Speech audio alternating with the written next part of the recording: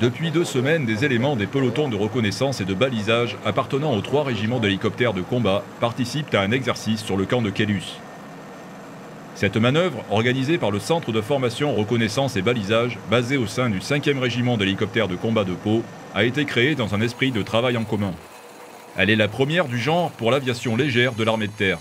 Le premier but, c'était de standardiser des procédures aéromobiles, s'entraîner sur des savoir-faire opérationnels particuliers, et puis driller à partir de successions d'exercices les plus réalistes possibles, type opération extérieure. Les éléments qui composent les pelotons de reconnaissance et de balisage travaillent au profit et à partir des aéronefs. Ils remplissent des missions de fantassins. Alors nous avons effectué de la reconnaissance avec différentes techniques d'approche, soit l'infiltration à pied ou en véhicule. C'est de la reconnaissance type infanterie, reconnaissance d'axe, de zone. Ensuite, c'est adapté à une zone de déploiement hélicoptère, donc qui sera dans un premier temps protégé, bien sûr, balisé pour le jour ou la nuit, et un accueil des aéronefs, donc soit pour un ravitaillement, soit pour une zone de posée de circonstance.